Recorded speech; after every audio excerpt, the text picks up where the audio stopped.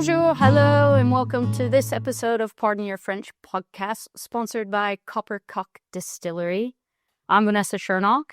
I'm Stephanie Lauren, and we're here today with Andy Davies, bonjour. We like to call him DJ Andy Davies. Yeah. Well, how did you and Vanessa meet? I don't know. We've swim in the same circle. I watched him play football. That's a joy to watch. So what took you to France? Well, it was via Spain. I often say to people I'm on the run. From the BBC. He will be after this episode. It was a weird one. There's a band called the Blow Monkeys who were around in the 80s, and they're still going. And I don't know how I met him, but there's a guy called, the lead singer of the Blow Monkeys is a guy called Dr. Robert. And that's not his real name, but he went under the name Dr. Robert. And he said, we got a house in Spain that we're selling. And I said, I quite fancied moving abroad. And I said to Abs, look, I'm going to go and look at this house. So I flew into Granada. They picked me up at the airport. I looked at this house, spent the day with them, went to lunch somewhere and looked at the house again. And I made an offer and they accepted it. And I went back and Abs said, how'd you get on? And I said, I'm very into it. It's a very nice house. She told me, I said, I've put an offer in. And we both said, all right then. So we both sold it. We both had separate houses in London. We both sold those. She had a business. She gave it up. And I was still doing the radio show. That's how I probably met Dr. Robert, through the radio show. I was still doing the radio show. She was pregnant with Alfie, and the last day she could fly, before you're obviously not allowed to fly, she flew to Spain, to this house that had no furniture in it because it had all been collected by this guy in London who never delivered it when he said he was going to deliver it. So we had no bed. I had to stay on to do the Christmas radio show with Jonathan, and I flew out probably 4 days after her, and she was staying I think she stayed in a B&B in the village, and she gave birth to Alfie, he was born January 25th, so 2007, because he's 18. Oh, he's 18, not 20. 2007, so January 25th, 2007, but at home, and he was the first child to be born in the village, actually at home for 15 years. Wow. Because everyone else obviously goes to hospital. Yeah. So that's how, I'll get you to France in a minute, don't worry. When we were in Spain, we were there for only 2 years. And when and everyone knows this, I think, what was known as Saxgate. I don't know if you ever remember this, do you? No. Oh, good. There was a whole period, a number of years ago, when Jonathan Ross appeared on No. Russell. They do know Russell. On Russell Brand. I didn't realise that's what it was called there. Jonathan was basically stuck his head above the parapet and was shot down, whereas Russell Brand ducked and disappeared. And basically what happened was Russell Brand had a thing with Andrew Sachs's granddaughter. Andrew Sachs was the guy who played Manuel on Fawlty Towers. Yeah. And it was talked about on his show, so not on my show, not on my watch at all. And then what happened was it was broadcast on Radio 2, and no one said anything. I think the only complaints were the language. And then what happened was Andrew Sachs's agent picked up on it, and you get the feeling that they were looking to try and boost Andrew Sachs's career sliding. Yeah. So they made a big song and dance about how wrong it was. And that's when it got blown out of all proportion. One of the producers, I think one of the producers got sacked. It was all a bit wrong and weird. And Jonathan basically sort of took the flap for it. I remember I think it was a piece in the London Evening Standard about me saying he can't control him. As if I was, and that was nothing to do with me. I wasn't even, I wasn't even there. It was a separate show, but they made it implied that it was what happened on our Saturday morning show. It wasn't. So basically, he got suspended. Jonathan, I was being paid because I was with him, so I wasn't working. So I was in Spain for 3 months, and then when we went to go back on again, Jonathan had done the Friday night TV show and had apologised for what had gone on. And then, so he's then doing Saturday morning with me. Jonathan used to always arrive. We were on from 10 to 1. He wouldn't arrive until 10 to 10. I mean, literally 10 minutes to go. I'd been there for probably since 9. And as he came in, his agent, Addison, came up and said, we've had a call from the controller of the BBC. He wants you to apologise. And I remember John saying, I've had enough of this. I've already done it once last night.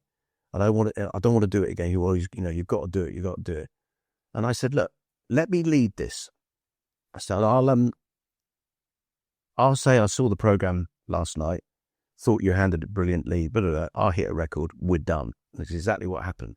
I played a record. He then said to me, so what you've been doing whilst we've not been on? Now, for artistic license, you don't go, well, I've been sitting on my backside doing nothing, because that just, sounds a bit dull, doesn't it? And I said, well, actually, and this was true. I said, I've been building a wall to store my wood. And at the side of the house, I just built this sort of, literally some sort of sheltery thing to stack your wood in. Terribly badly made by me. And again, it's artistic license. We did nothing wrong. He said, I can imagine you with your once proud chest stripped to the waist. And I said, yeah. And I said, I've even got one of those leather tool belts. And he said, and I said, the weird thing is, though, there's this woman who keeps trying to kiss me. And there was a woman who used to wander around the village, who sadly had Alzheimer's, who used to chase young men and try and kiss them. And he said, and again, nothing wrong with this, but obviously it's near the knuckle. Yeah. He said, why don't you give her one last night before the grave? And we go into sort of a bit more about that. No, but it's not, there's nothing wrong with that. No. Right on, no. But it's on the knuckle. Yeah. But it's Saturday morning. Yeah, but that's what he used to do. And, but what Jonathan was brilliant at was he knew the parameters where he could get to without take it far enough, but not over the end. And we finished the show, and there's but for the whole show, he got BBC executives looking through the glass, and they all come and go, yeah, great show, great show. And I used to have a flat near Radio 2. I used to take a bag, dump the stuff in the flat, grab a bag for the flight, Stansted, Granada. Used to land about 8 or something. And I remember putting my phone on, and there was 4 messages. I thought, this is a bit odd. And I said, the first one was, somebody from the BBC, can you call me? Somebody from the Sun newspaper, Jonathan's manager, and Abigail ringing in tears. So I rang her first. I could make the joke here and say I rang the BBC first. I didn't. I rang her first. And I said, what's going on? And she said, well, the phone rang and it said number privado, as in private number. And my dad's number was the only one that ever used to come up as that. So she answered the phone. A guy on the other end of the phone mumbled something about the Sun newspaper and said, did you listen to the show today? And she said, yeah. And he said, what do you think? She said, I thought it was really funny. And he said, and this is the actual words, what do you think about the fact that your husband wants to fuck an 80-year-old? And she said, well, it's not what he said. So then she said, well, this is all off the record, but she said, I think the woman he's talking about has got Alzheimer's. And that was it. It was like, literally, he put the phone down. News of the World next morning, Jonathan Ross in old woman sex scandal. No word of a lie, something like that. Yeah. And we then had a guy paid for by the Sun who drove from Marbella. So there's probably 3 hours, if not more, to this small little village in Spain. And I'd never mentioned on the show, I never mentioned the woman's name. I never mentioned the village. So I broke no broadcasting rules whatsoever. But they basically went round the village offering people holidays, money, whatever they could do. They found the woman, took pictures of her. They then there was a guy in the village who was known as a notorious in the day, had been a bank robber, who lived in the village, but he got caught because he went and robbed a bank and didn't wear a mask, and everybody recognised him. He was a bit of an idiot, and he was sending people to our house.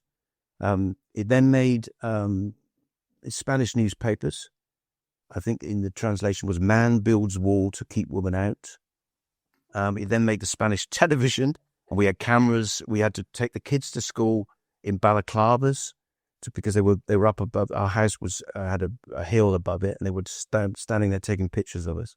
Yeah, and that's how I got to France. Yeah. So then I had to leave the village. Well, it wasn't. It was a bit like, and I was, and then there was a guy, an English guy we knew who was very friendly with all the people in the village, and the village was very small. It had 300 people, a lot of older people in it, and everyone knew everyone in it. And a lot of the families were the same, families. And there was a woman who ran a bar who they basically were saying, "You have to resign," and I said, "I'm not resigning." And I said, "I've done nothing wrong." Well, they're camp, it's disgraceful. And I said, "I've done nothing wrong. It's nothing to do with me whatsoever." And in the end, it just carried on. And Abigail was buying flowers. People took, and she used to obviously walk, whenever this woman came to our house, she would walk her home. Spoke to the son, and they sort of hassled him about stuff, offered him money, and he turned it down. And then in the end, I just rang this guy and said, "Look, tell him I've resigned," because I said, "This drives me nuts." And he did that, and it sort of calmed down. Well, I think I was looking at, like you do, when you're still sort of unsure where you should be. I was looking at the internet, looking at houses, and I saw this house in Bonn, and I said to Abs, "I really like the look of this house," because you've been there. Well, we used to live there, so it had a sort of Gothic front to it. It's quite an amazing looking place, and I remember covering the price up. And I said to Abs, "What do you think of this?" She said, "I really like it." And she's got family not far from here.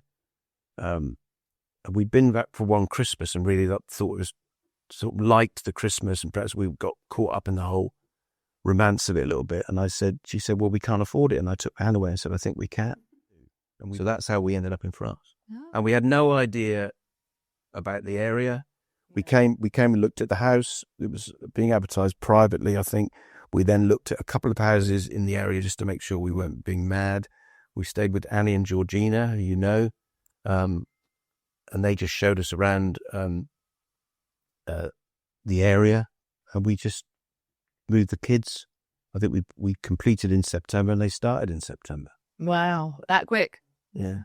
Yeah, I think that's an incredible story as to how you got here. Yeah. Most people don't have those, but there are people around here that seem to be running from something or trying to find a new path.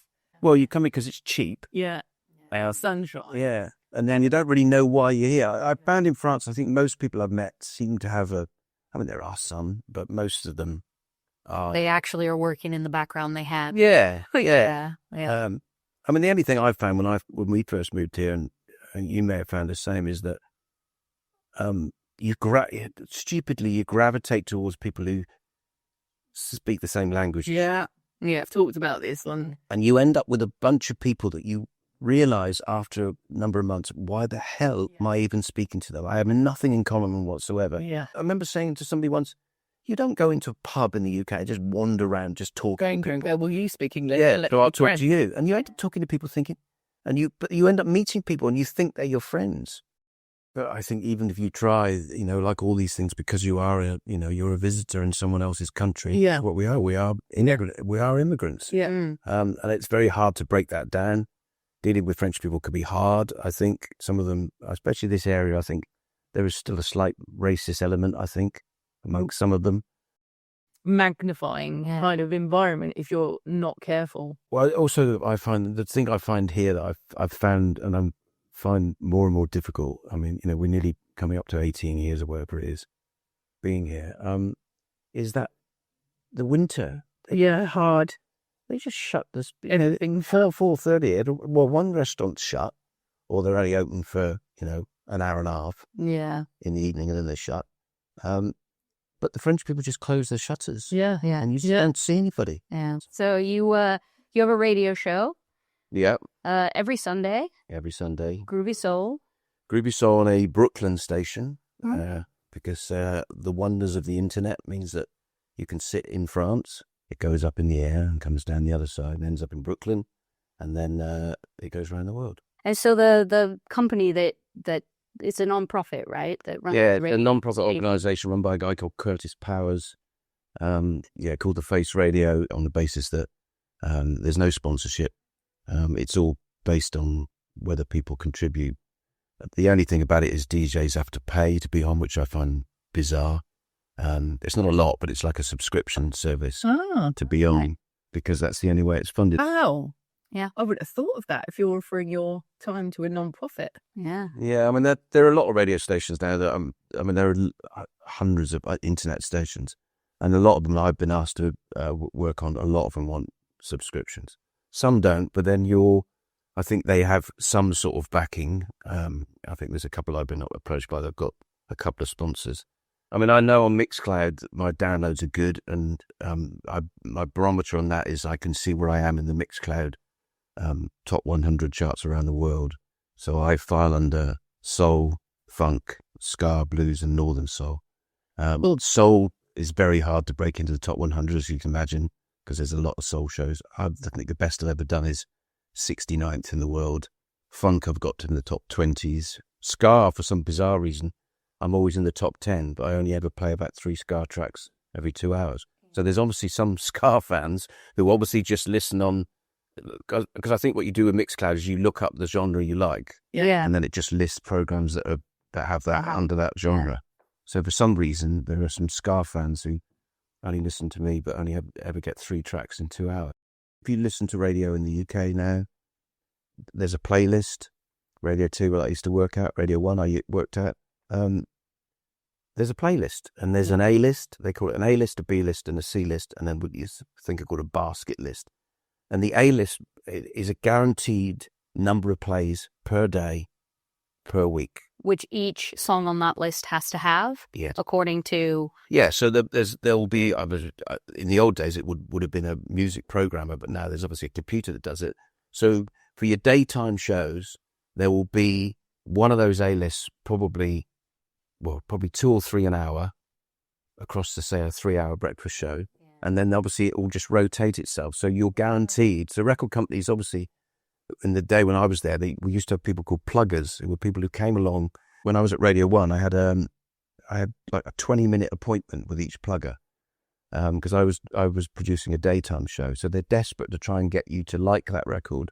You then go to a playlist meeting where you present the ones that you think are favourite that will work for the station. Yeah. And then everybody votes for them. And then they either get put on the A list, B list, C list, not many plays. Yeah. And I think now they do a sort of basket list, which I think is like a list of stuff that if the DJ fancies playing one. Yeah. So if the DJ likes it, you might get more plays than the C list. Yeah. But if they don't like it, it may never get played at all. And that's why you hear every time you turn on the radio, you got songs stuck in your head and you know the lyrics, I guess. Yeah. Wow. So how did you get into DJing?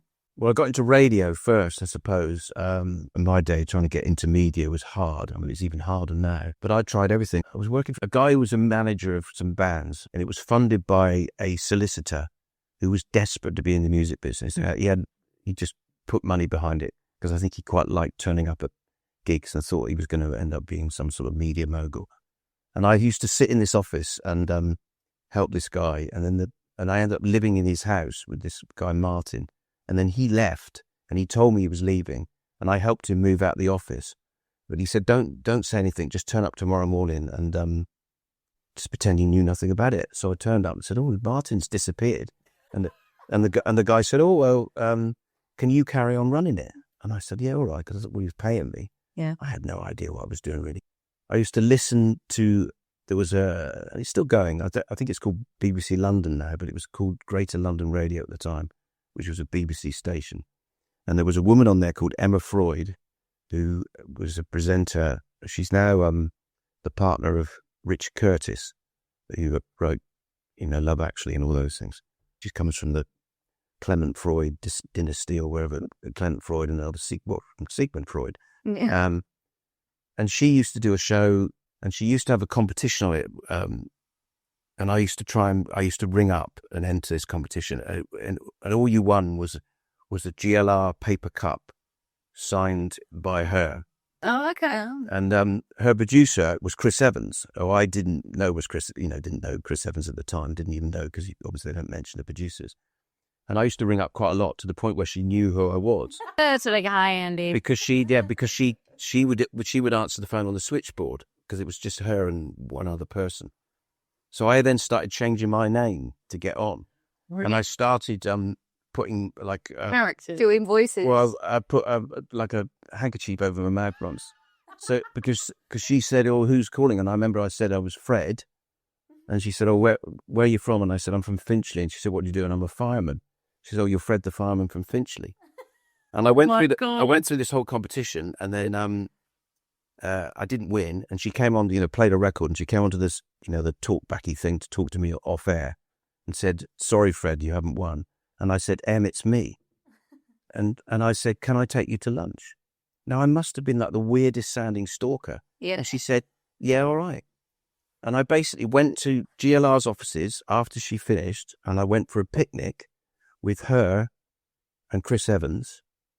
And he said to me, "Oh, I'm starting doing my own show," which was an evening show called The Greenhouse, which I think was from 7 till 9. And he said, "I just need people to answer my phones." And I said, "I'll do it." Wow. And I became Handy Andy, the phone answerer. And my job was, to begin with, because GLR was a station that was sort of middle of the road, so they would play Eagles and Beatles and stuff like that. But then at 7 o'clock it shifted. So this would have been 1986 or 7. So it shifted playing pop music. So we were playing, Kylie, Jason Donovan stuff. So it absolutely, it was a complete shift from what they were playing at daytime. And Chris obviously had come from Manchester, from Piccadilly, had come from that sort of slightly zoo format type idea of radio. And so my job was to basically make it sound as if the phone room was really busy. And it wasn't. So he would call me in the phone room, and I had to answer the phone and he would say, "Is it busy?" I go, he said, "It isn't." I go, "It is, it isn't, it is." And I had to come up with something at the end. And he'd say, "And has anyone called?" And I'd say, "Oh, yeah, Lionel Richie's called." And he would say, "He hasn't, he has, he hasn't, he has." And then he'd say, "What did he say?" And I said, "He just said hello." And then he put the phone down. And it was just, Stevie Wonder was on the phone. "What did he say?" "Oh, I said, he just called to say he loved me." And I had to do something that was as crappy as that. Yeah. But the whole point was to generate sort of a feeling that it was you're being listened to. Yeah. And then I basically drifted into more doing. We created 2 characters called Filey Flea and Fergie Flea, and Filey Flea gave information as in a filofax, and Fergie Flea was his annoying little brother. But we recorded it. This is how old it is. We're on reel-to-reel tape. So we'd record it at normal speed, and then he would slightly use an oscillating thing to speed it up. So we sounded like annoying little fleas. Yeah. So it would be pop information about Kylie or Jason or wherever at the time. And so I started doing that. And then I basically learned how to use a radio car. So in those days they had like news cars that would go out with a great blast. Oh, yeah. And I was sent out to basically do anything, sometimes we had bands, bands of the day that were new. I would take them in the car to someone's house, and just turn up with this pop band, and I'd have a microphone, and he'd go to me live. I did a thing with him once where I would drive to somewhere in a main street in London that had a thoroughfare of cars going through, and people had to honk if they were horny. So he would go to me live, and then you just see, just anything that we could do. And then what happened then is we then shifted to Saturday mornings. Right. And Chris married somebody called Carol McGiffin, who's, if you know Loose Women. Yeah. I was there. No, they were married. Yeah, well, they didn't last very long. I'm not surprised. I was their best man at the wedding. And we did a thing called Around at Chris's and His Missus. And I was basically the sort of put-upon sidekick who I had to come up with competition ideas. I think he used to throw a lot of things at me. And it was just basically, it was a Saturday morning, and we had a live audience who came in. And it was a tiny studio. And people used to, it became so popular, people were queuing around the block to get in. And we had people, we broke every sort of fire regulation going. Yeah. A room that was probably I don't know, 20 square meters. Sometimes I had like 100 people in it. It was just people. I remember sitting there, I had my microphone and I had people's heads, people kneeling down. Oh my God. It was just packed with drink. Wow. Creepy.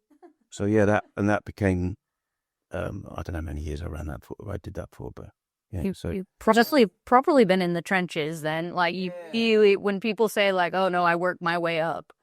So yeah, I mean, I think Worked your way out. Yeah, and I think you do have to, I tried always to get in. I mean, I remember I tried, and I ended up eventually working with Jonathan Ross, but to get in. It's like becoming a struggling actor, isn't it? Yeah. Where they will have to do things that they don't want to do, or, be a bit creative with it to get that one shot, isn't it? Because sometimes that one shot is enough to get you through the door. But I always remembered it because I ended up producing television programs, and I remember interviewing people for jobs for programs that I was producing. Just often gave people that jobs that I just found slightly A bit odd and different. A bit character. Yeah. There was a guy that I interviewed once, and he's now, I think he ended up becoming like head of comedy at Radio 4, but I gave him a job as a researcher on a TV show I was doing.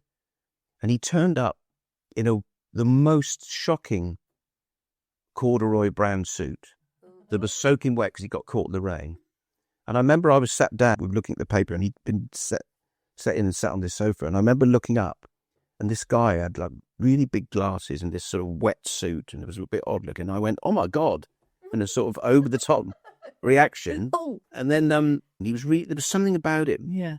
And, he left, and I said, we should definitely employ him.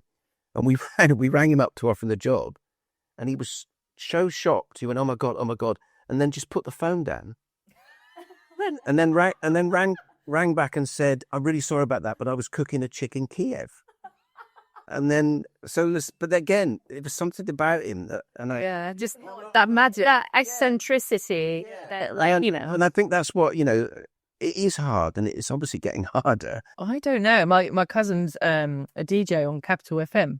Yeah. But she started off in a local radio station where I used to live in England, in the Flying Eye, talk about the traffic. Yeah. And she won that on a competition, started off doing that, and then progressed into becoming a presenter locally, and then went to Capital FM. I think she's still doing it now. I don't know. What was funny about Capital was it said they were at the Capital Towers. Yeah. And what we're looking at over London. It wasn't. It was one floor up in a building in Euston. It had no windows, but I was the. Yeah, but everybody's journey's different. And, tidbits like that you could give could change somebody's life. I know it sounds a bit dramatic, but it really can. Chris said one week, let's try and see if we can get Jonathan Ross to come to the studio this morning. So he sent me out in the car. He cut to me live, and I had parked quite away from his house. So I had to run down the street with this microphone. So I had the cable, and I remember knocking on his door, and I'm live, and I said, Jonathan Ross, Handy Andy, or whatever it was from Chris Evans' show. And I said, will you come back to the studio? And thinking he'd say no. He went, all right then. And he got in the car with me, and I took him to the studio. Okay. Yeah. And then, so when Radio 2, Jonathan was managed by a guy called Addison Cresswell. So he said to Radio 2, want Jonathan to do this. Will you go and meet him? And I said, well, I do know him. I've met him a few times before. And we just had this meeting, and he said, well, should we just go for it? And that's how the Radio 2 thing started. So. Yeah. Yeah, that one connection, sometimes, isn't it, is what it takes. I ended up being on his first 10 TV shows, the BBC One version, not the ITV now. Friday Night with Jonathan Ross. I was on there to begin with. And they said, for the TV, what we want to do is the same thing. Andy's just sort of, sidekick. And then he'll go and present some sort of competition with the audience. And the pilot we did for BBC, and it was for BBC Two, and it was going to be like, I think 10 o'clock on one night of the week. So slightly more edgy.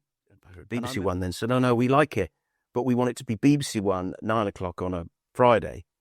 And then they sort of basically toned down. They said, we don't want the competitions. We like the room thing, but we want to be able to hear them talk. And we went, I went, well, that's defeating the object. Yeah. And then there was a whole conversation where someone, again, this was being made through Jonathan's manager's TV company. And the conversation was, do you want to produce it, or do you want to be on as a sidekick?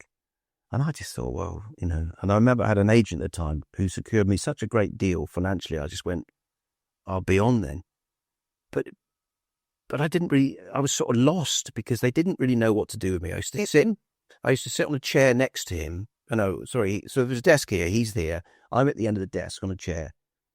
And we would talk to each other. And then when you bring a guest on, You have to get up and go I away. disappeared, and I ended up being that sort of shot behind a camera, sort of waving a script, a bit like in... Yeah. So you were a bit of everything there. And then I'd reappear again. Yep.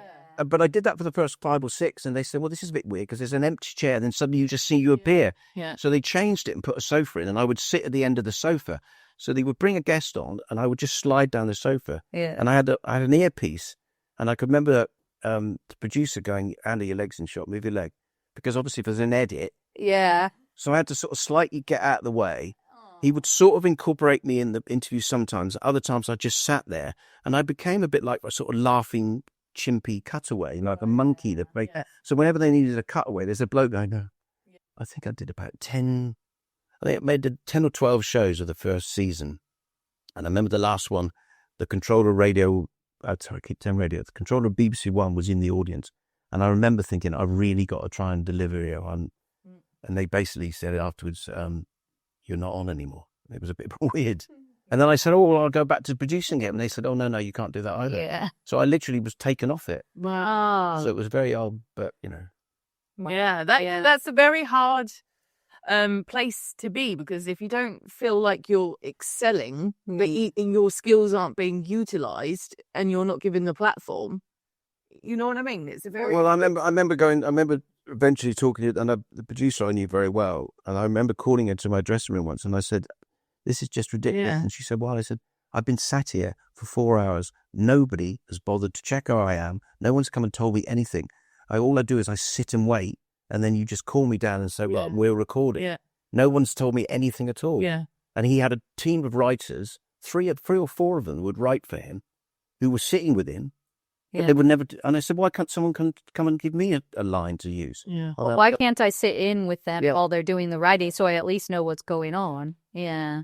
That's a shame. Yeah. But that is how, I mean, in a huge way, that is how he got famous and you moved to France, right? Like, that, it's kind of like that. Yeah. Oh, yeah, but You know what I gone mean? off the point a bit, aren't we? We're doing about... No, it's really, really interesting. I've never met you before. So what's your plans next then? So you're moving from the house that you now live in, and where are you off to? Spain again. Oh, you're going back to Spain to live? Yeah. What's the drawback there? I mean, obviously, having been here for so long, you've done some time there. Is it the weather? No, well, a bit of the weather, I think. It's the social life. Where we bought, it's the Spanish love being out. Yeah. Yeah, they're very And a difference. Well, I just said about, the winter, when I bought the house in Spain, I looked at it on the 3rd of January, and everywhere was open. Even beach bars were open. Wow. Nothing, they don't shut. It's a working town. There's 25,000 people. It obviously swells in the summer. It's not that well known, and although it's been listed recently in one of these New York Times things as one of the places to retire to in the world, which annoyed the hell out of me. But everything's open. Yeah. Yeah. And the house is right in the centre of the town. You can walk everywhere. So there's none of this driving thing. I just quite like the idea of the buzz again of people. I totally get that. I've got quite a few friends actually that are looking at Tenerife or Spain, that are retired in their 70s, because they are very social people, and they go out every Friday and every Saturday religiously, and they're finding it very difficult knowing it's coming to the winter season now, that their regular places are going to start closing again. And well, there's a massive community of people here as well that work all season and then go to Spain. Yeah. We were in Spain a couple of weeks ago, and there are people that go and spend, their 3 months. Yeah, so maybe that's the key down there, mixing it up a bit. And that is the main reason. That's the main draw, is like you want to go out to bars and restaurants, and there's just nothing here. The other thing is the cost of living now. Yeah. France is becoming, it's still not as expensive as the UK, but it's become more expensive. Yeah. The electricity and heating. And we've always thought that Spain was a third cheaper, and I think it still is. It's still getting, it's getting expensive like everything, but it's not. It is cheaper than living in France. Yeah. And that shouldn't be a draw, but obviously as you get older and you've got, the if you want to retire or whatever you want to do, finances become a bit of an important thing. Yeah, absolutely. It's thinking for the future. Yeah. So you're going to carry on doing the radio show from Spain? Yeah, I think so. I mean, I've done nearly 7 years now of it. I mean, I think this week is my 366th show. Wow, it's incredible. It's volunteer, as we said. I don't get paid for it. I do it because I love doing it. But I'm going to take a bit of a break whilst we go to Spain this time. And they'll hold it open for me, I think. You know, there's a bloke that literally, as I start at 6 o'clock on a Sunday, there's a bloke in Utah and he's there. Mike Barker, his name is, and he pops up every... Hi, Mike. Yeah. Hello, Mike. He pops up. There's a guy called Phil Colby who messages me separately now on just WhatsApp about records. But that's so cool, because that takes me back to when you were talking at the start about you phoning that station and you're Fred the firefighter from Finley to win a competition, and it's like a full circle. You're in the position now where people are phoning to you about your skill and your knowledge, and I think music should be about sharing that feeling, something that you've bottled that you can pass to somebody else and make them feel incredible too. He DJ'd that party we went to at Valou's. He was DJing after the girls played. Okay, yeah. You know what? When I first met, I was like, I know I've seen your face before, and I couldn't place that was... You couldn't recognize the hair? He's got great hair. You have got great hair. Thank you. Well, it was lovely to meet you. Yeah. But I can't believe I didn't connect the two when you were DJing, that it was you when you turned up, was it? Now I know. Oh, she remembers. Now I know. Yeah. Thank you for coming, Andy. No problem. And thank you for watching and listening. Thank you. And enjoying this episode of Pardon Your French podcast, sponsored by Coppercock Distillery. And we'll see you next week. Bye. Bye.